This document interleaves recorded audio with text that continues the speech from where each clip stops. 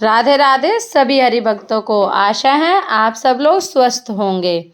आज मैं आप लोगों के साथ शेयर करूंगी माघ शीर्ष शुक्ला मोक्षदा एकादशी। इस एकादशी में हमें विष्णु भगवान का तुलसी की मंजीरी से पूजन करना है। और क्या है मोक्षदा एकादशी की कथा। युधिष्ठिर बोले, हे देव, मुझे बड़ा संदेह है, इसी कारण संसार के हित के लिए आपसे पूछता हूँ। माघशीर्ष शुक्ल पक्ष की एकादशी का क्या नाम है, उसकी क्या विधि है और किस विधि से मुझे व्रत करना चाहिए। श्री कृष्ण बोले, हे राजन, तुम्हारा प्रश्न बहुत सुंदर है। माघशीर्ष कृष्ण पक्ष की जो उत्पन्ना नाम की एकादशी है, वह मूढ़ दैत्य को मारने के लिए मेरे शरीर से उत्पन्न हुई है, इसीलिए मुझको बहुत प्रिय है। हे राजन, मैं तुम्हारे सामने चर अचर तीनों लोकों के हित के लिए उस एकादशी का वर्णन करूँगा। इसका नाम मोक्षदा है। यह सब पापों को हरने वाली है।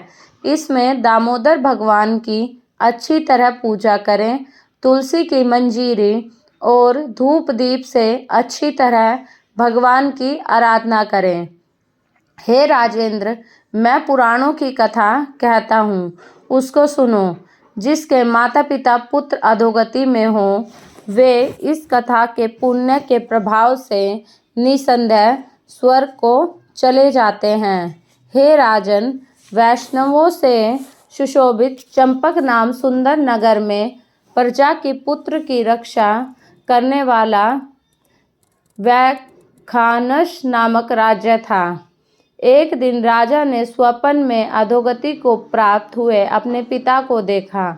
यह देखकर उसे आश्चर्य हुआ। उसने ब्राह्मणों से स्वप्न का वृत्तांत कहा।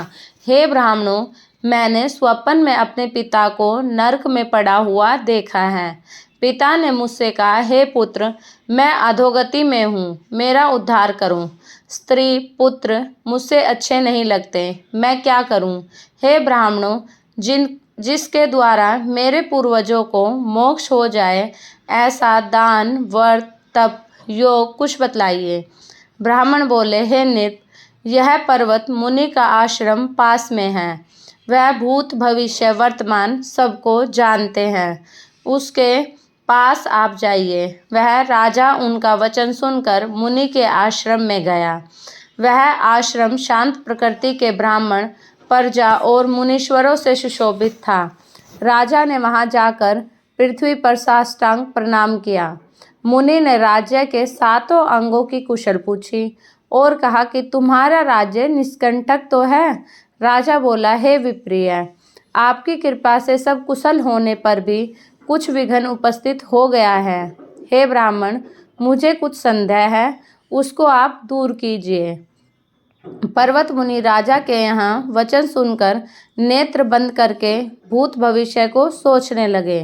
फिर राजा से बोले, हे राजेंद्र, आपके पिता के पाप को मैंने समझ लिया है। तुम्हारे पिता ने काम के वशीभूत होकर स्त्री को रति दी और दूसरी स्त्री के आग्रह करने पर भी ऋतुदान नहीं दिया। इस कर्म से वह नरक में पड़ा है। राजा बोले, हे मुनि, किस व्रत और दान से उस नरक से मेरे पिता का उद्धार होगा, वह उपाय मुझसे कहिए। मुनि बोला, माघशीर्ष शुक्ल पक्ष में मोक्षदा नाम की एकादशी है। तुम सब लोग उसका व्रत करके उसका पुण्य पिता को दे दो। मुनि के इस वचन को सुनकर राजा अपने घर आ गया। जब अघन सुदी तब स्त्री पुत्र और रविवास समेत विधि पूर्वक व्रत करके उसका पुण्य राजा को दिया।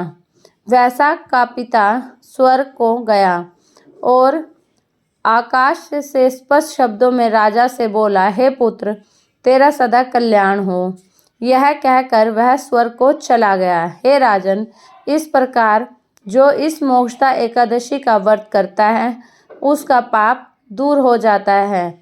राधे राधे। अगर आपको मेरे द्वारा सुनाई गई कहानी पसंद आई हो तो मेरी वीडियो लाइक करें, मेरे चैनल को सब्सक्राइब करें और अधिक से अधिक शेयर करें।